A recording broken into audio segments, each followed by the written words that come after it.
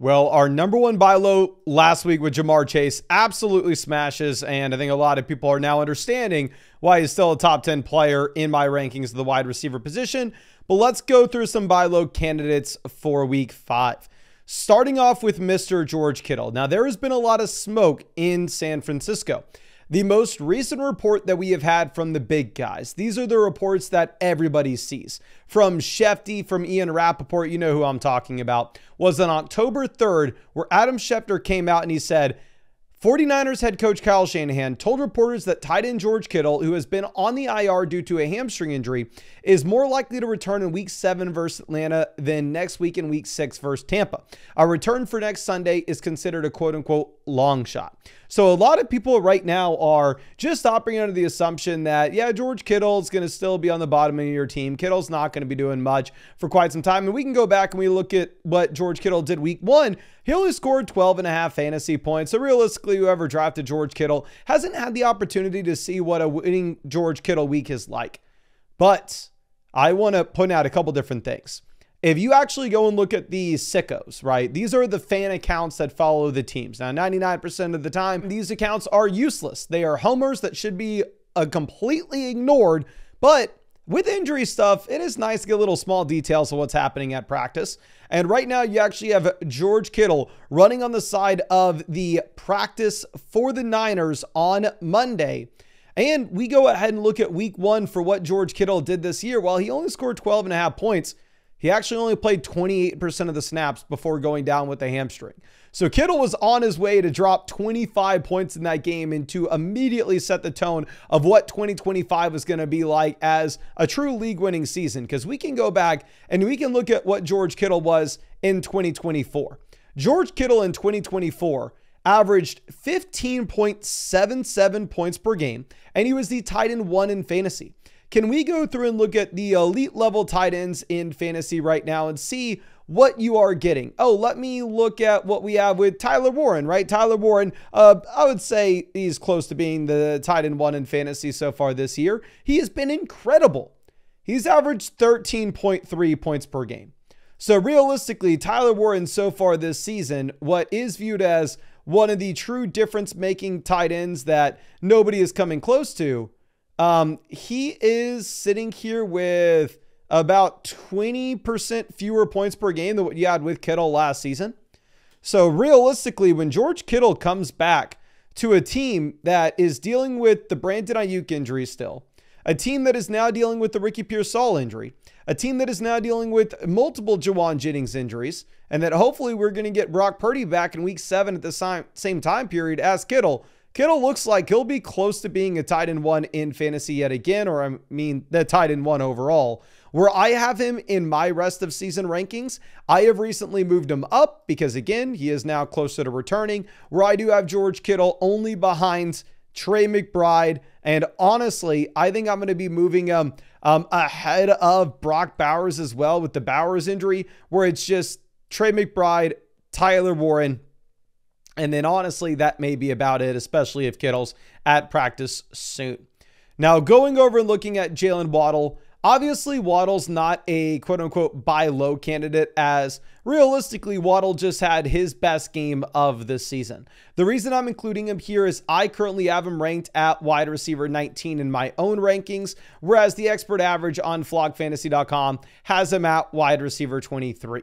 And if I'm looking at Jalen Waddle going into the future, I have a very difficult time making an argument to put Brian Thomas ahead of him, making an argument to put A.J. Brown ahead of him, even making an argument to put a wide receiver that I have so much money invested into this year with Quentin Johnston ahead of Jalen Waddle. Because realistically, Waddle doesn't have any target competition whatsoever in Miami at this point.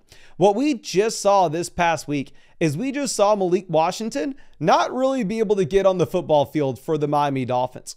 And Waddle had a season high 9 targets. And if we go back and we look at what happened all of last season for the Miami Dolphins, Jalen Waddle had only had 3 games with 9 or more targets last year. Hell, Jalen Waddle only had 4 games with 7 or more targets last season.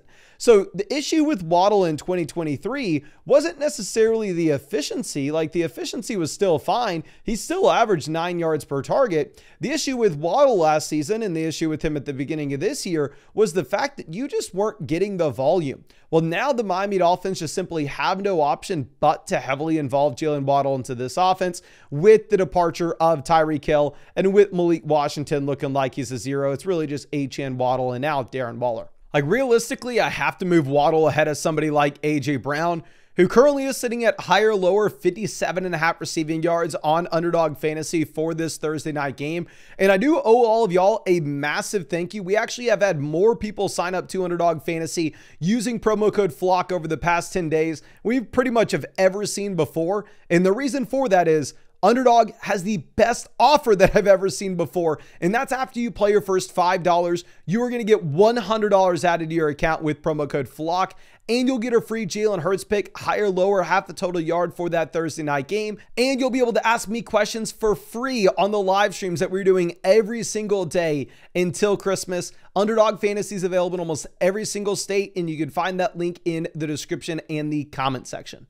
Now, if you look at every comment on my rest of season wide receiver rankings video, every single one is calling me a clown for ranking Igbuka as the wide receiver 12 in my rest of season rankings going into the future. And I'm sitting here going like, oh, don't people know that Mike Evans is a thing? Don't people know that Chris Godwin is eventually going to be... I guess they forgot. Well, 100%. The way that Igbuka is playing right now, and we said it in that video, is reminiscent of rookie season Justin Jefferson. And the expert average rankings on flockfantasy.com, they have him a hell of a lot higher than wide receiver 12. They actually have him at wide receiver 9, and he has been an incredible option so far this season, where he's actually the wide receiver 3 in points per game. If we go back and look at what was happening at the beginning of the year, when Mike Evans was fully healthy, Mike Evans was this team's target leader. Mike Evans at the beginning of the season wasn't really seeing the touchdowns, which obviously is a little bit frustrating, but Evans still had 8 targets, 11 targets, and then 8 targets against the Jets, where obviously he goes down. So realistically, Mike Evans was averaging 9 targets a game. Mike Evans was close to averaging 10 targets per contest, which I don't see why we don't get Mike Evans back up to 7, 8 targets once he comes back to this offense. Now, realistically, am I expecting him to be the wide receiver 1 here over Igbuka when Igbuka comes back? No, of course not. Which is why I have Igbuka ranked wide receiver 12 in my rest of season rankings. In comparison to where I'm looking at Mike Evans, I have Mike Evans way down at wide receiver 28, but the expert average ranking actually has Mike Evans even lower than this at wide receiver 31. So I still think Mike Evans is going to be a relevant top 24 wide receiver when he comes back. Baker Mayfield's looking like one of the best quarterbacks in the NFL right now. And I don't know if we're going to get Igbuka up to a 25 to 30% team target share in every game going into the future because of Evans and Godwin when they are fully healthy. And if you look at the timeline for Mike Evans, obviously he dodges the IR, indicating that it's not like he's going to have to miss 4 or more games. And he's already missed 2 games. So I think you probably have them missing against the Niners in week 6. And then you get Mike Evans back against the Detroit Lions in week 7, in which could be the highest scoring game of the entire season. Now, the one player that I am most confident in calling a buy low candidate is Breece Hall. Now, with Breece Hall, he's yet to score 20 fantasy points this season. He's been very bad. Like, if you drafted him week 1, 16.5 points. Then week 2, he gives you a 5.8. Week 3, he gives you a 9.2. But what happens in week 4? In week 4, Braylon Allen goes down. And there you see Breece Hall begin to take more and more of this backfield, where Breece Hall has 16.1 fantasy points against Miami.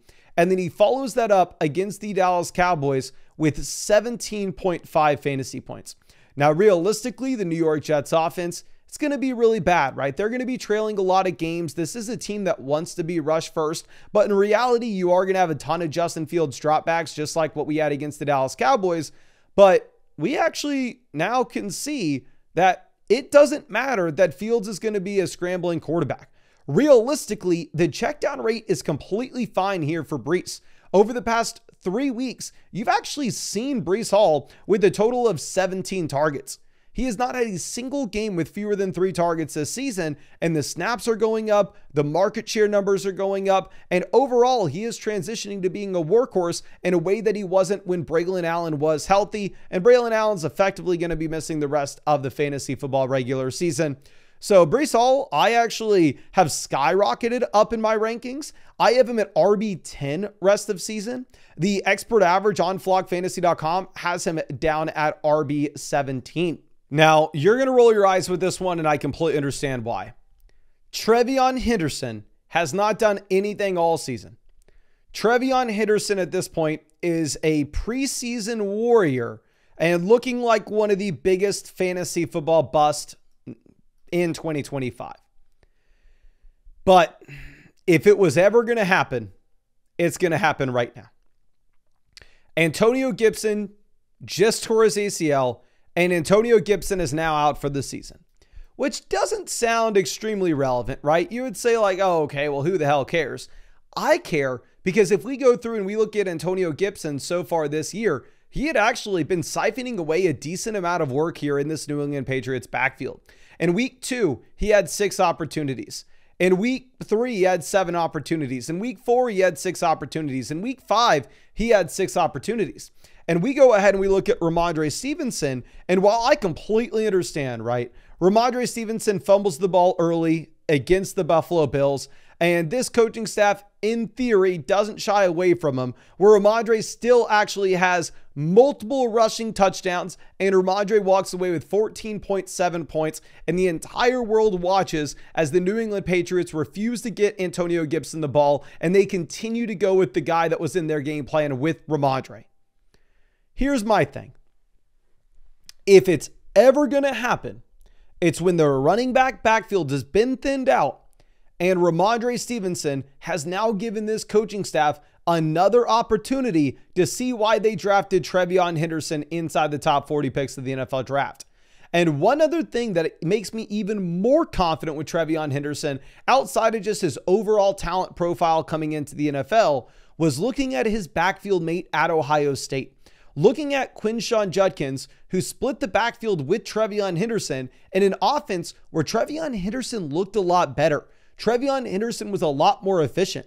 We are now seeing Quinshawn Judkins prove that he is that next level talent. Realistically speaking, it is completely understandable why he took work away from Trevion in college. So I think that now we have confirmation. It's a great offense. It's a great offense where we just saw a meaningful running back injury, where the starter has yet again fumbled the ball with the continued history. So I understand after the fumble, Ramondre still had the multiple rushing touchdowns. I just don't see how this team continues to go back to him. I could be wrong, but I think this is the point where it flips and Trevion starts to take over when everybody's given up on him. And honestly, he's at his cheapest cost. Now, our last guy that I do want to mention here is going to be Zach Charbonnet. So it's super interesting. Zach Charbonnet is a running back that obviously I am never putting in my starting lineup outside of the case of an injury to Kenneth Walker. But what's interesting about this is Charbonnet early in the season was playing more snaps than Kenneth Walker in weeks 1 and 2, where Charbonnet played 56% of the snaps, he played 55% of the snaps, and in both games, he was actually out-touching Kenneth Walker as well. Then in week 2, Charbonnet off of 15 carries has 10 rushing yards. He scores 1 fantasy point, and you're sitting here thinking, oh my gosh, Kenneth Walker looks so much better in this game. Kenneth Walker blows up. Kenneth Walker's won this backfield. I proceed to move Kenneth Walker up dramatically my rankings, especially when Zach Charbonnet gets hurt, thinking that he's going to smash. And then Charbonnet comes back from this, and what happens? They go right back to Charbonnet, where Charbonnet this week plays more than Kenneth Walker. And if we look at all the rumors circling around Seattle at the moment, it does seem like it's very much in the cards that Kenneth Walker is going to get dealt from the Seattle Seahawks. Now, is that a guarantee? No, it's far from it. Like, worst case scenario, you trade for Zach Charbonnet. He's a premium handcuff running back where we have seen in the past that if Kenneth Walker goes down, you can confidently put Charbonnet in your starting lineup knowing he's going to be a bell cow. We can go back and look at last season, the games in which Kenneth Walker missed. Zach Charbonnet scored 17.9, 25.7, 38.3, and then 13.6 fantasy points. Incredibly high ceiling and an incredibly high floor. The year prior in 2023, the 3-game stretch in which Kenneth Walker missed, you had 12.9, 9.8, and 16.9 fantasy points as well. So if you were to have an injury to Kenneth Walker, if you were to have that trade to Walker, realistically, Charbonnet is going to be a top 12 running back in my rankings at that point. And also you could play him if you're in a desperation spot in a bye week. But I think that's all I have for you. Again, I want to reiterate, I owe everybody a massive thank you. Over the past 10 days, more people have signed up to Underdog Fantasy with promo code FLOCK than I've ever seen in the past. And the reason is Underdog is doing the best offer that we've ever seen them do. They are offering $100 after you play your first $5 with promo code FLOCK. Legit, never seen it. And on top of that, you'll get a free Jalen Hurts pick, higher, lower, half a total yard for that Thursday night game as well. And you'll get free questions so you can send them in on the live streams that I'm going to be streaming every single day, answering fantasy football questions until Christmas. Underdog Fantasy is available in almost every single state, and you can find that link in the description and the comment section. But I think that's all I got for you. I really appreciate you and really hope I get to see you out in the live stream later tonight.